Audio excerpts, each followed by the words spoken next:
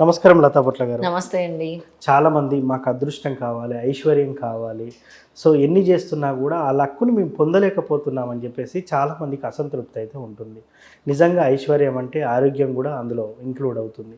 ముఖ్యంగా ఈ ఐశ్వర్యం కోసం ఏదైనా మంత్రం ఏదైనా ఉందా? లేదా ఏదైనా సాధన ఏదైనా ఉందా? ముఖ్యంగా అది చేస్తే నిజంగానే ఐశ్వర్యం సిద్ధిస్తుందంటారా?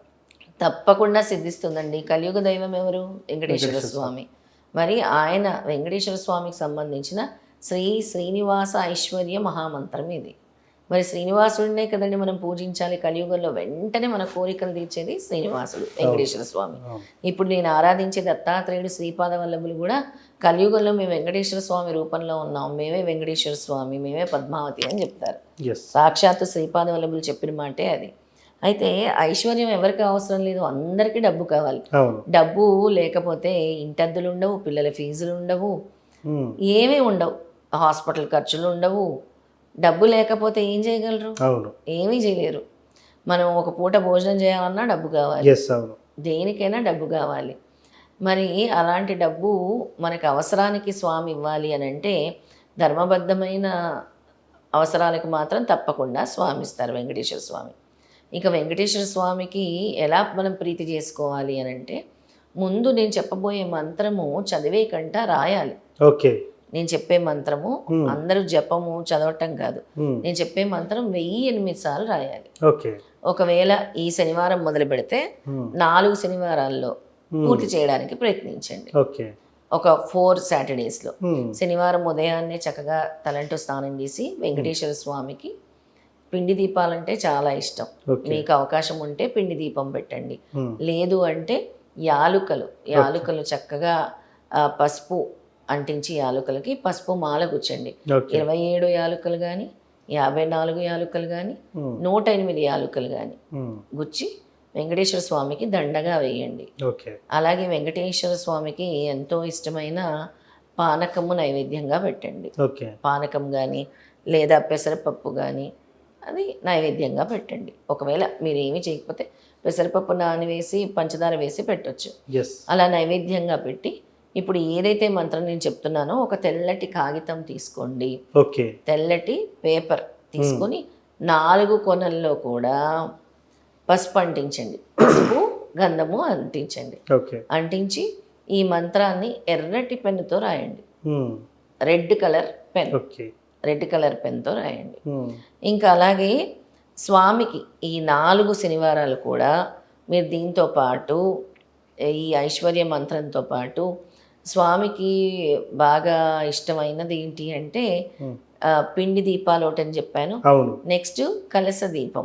ఒక కలసం లాంటి చెంబు తీసుకోండి, అందులో నీళ్లు వేయండి, అందులో పసుపు వేయండి, గంధం వేయండి, అక్షింతలు వేయండి, కొద్దిగా రోజ్ వాటర్ వేయండి.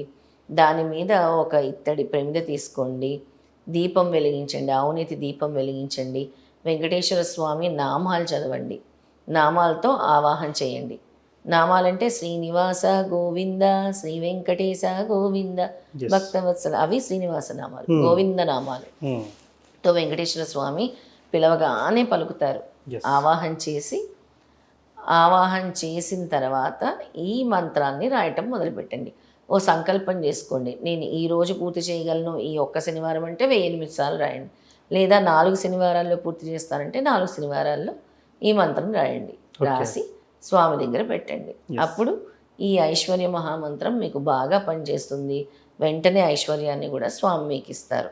మీకు వచ్చిన దాంట్లో ఒకవేళ వెంటనే మంత్రం మీకు వర్కౌట్ అయింది, స్వామి డబ్బులు ఇచ్చారంటే చక్కగా కొన్ని రూపాయి బిళ్ళలు తీసి స్వామికి పక్కన పెట్టండి, వెంకటేశ్వర స్వామి. ఎప్పుడైనా మీరు తిరుమల వెళ్ళినప్పుడు వాటిని సమర్పించండి, ఉండిలో వేసేయండి. ముఖ్యంగా మంత్రం ఒకసారి చదివి వినిపిస్తారు? తప్పకుండా. ఓం శ్రీం హ్రీం శ్రీం శ్రీవత్సవక్షసం శ్రీలోలం శ్రీకరగ్రహం శ్రీమంతం శ్రీనిధిం శ్రీడ్యం శ్రీనివాసం సదా స్మరామి. ఇది ఈ మంత్రం అన్నమాట, 1008 సార్లు. ఓం శ్రీం హ్రీం శ్రీం శ్రీవత్సవక్షసం శ్రీలోలం శ్రీకరగ్రహం శ్రీమంతం శ్రీనిధిం శ్రీడ్యం శ్రీనివాసం సదా స్మరామి. ఇది శ్రీనివాస ఐశ్వర్య మహామంత్రము. తప్పకుండా స్వామి ఐశ్వర్యాన్ని ఇస్తారు నమ్మకంతో చేస్తే.